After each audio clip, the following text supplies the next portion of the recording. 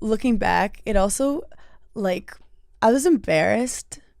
Like, it's embarrassing when any friend group, like, kicks you out, but, like, publicly, I just felt like that little girl inside of you that always wanted to fit in was basically, like, publicly being like, nobody likes you. And I think that was when I was like, all I have is just being myself. And I started going on stage a lot because it was the only time I wasn't, like, on my phone or in my own head. And then when I was on stage, I was like, I started to feel like myself again. And TikTok also, I was starting to post videos and it would go to, like, a new, like, people who didn't even know about reality TV.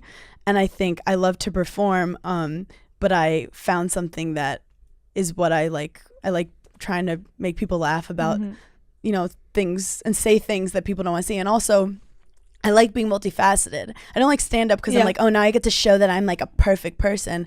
I liked being like, I'm a girl who can get upset about things, who can have anxiety, but can also think she's hot, and also can like have a man, but also hate men. Like, I want to be that. And I think with reality TV, you can't be multifaceted. You have to be the hot girl, the drunk one, the crazy one, or the annoying one, and sometimes the funny one, but not usually for the girls.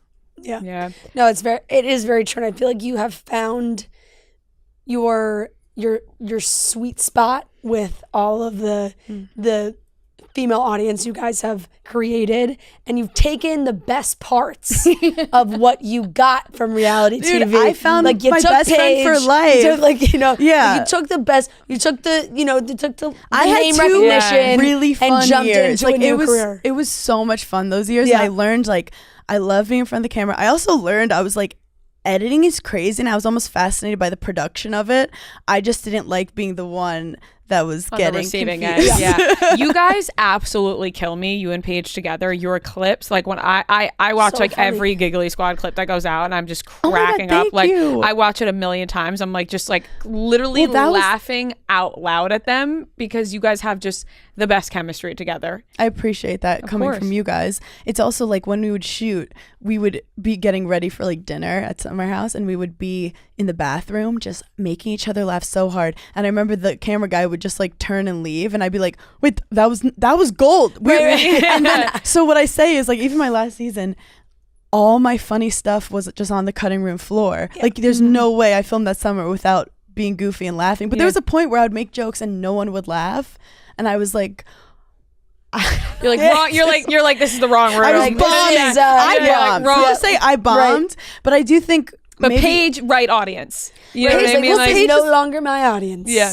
yeah, and I do. Well, Paige was the only one who would laugh, and at that point, like, everyone's dealt with a friend group where you're like, am I the most annoying, like, person ever, or am I just not with my people? yeah, and you're like, they just don't understand me. They just like don't get my like highbrow sense of humor. But it's not a show for people who it's, you have to take yourself seriously if you're on that show. And there were moments where like serious things happen, but there's no room for laughter, and laughter and humor is how I cope with things, and it's not good for storyline. No one wants that. Nobody wants the girl laughing. I mean, it's the famous clip of you and Paige laughing at the dinner table, like, and you know, It's and that's got me in trouble in the past too. Like, I remember when I was a tennis player, I would laugh to not cry, like, during practice, and I remember my coach would be like, if you keep laughing, you're running laps, Right. Because I was in the wrong place, and then you laugh harder, and I laugh or harder. at Then you school, have the giggles when you're in the back and you have the giggles, and it's the funniest thing in the entire. In that moment, it's the funniest thing in the entire world, but you can't. And explain everyone's it mad at you. Yeah, everyone's mad, but you can't explain it to anybody else. And that's no, kind of the you've been best taken feeling. over by a giggle demon. Yeah.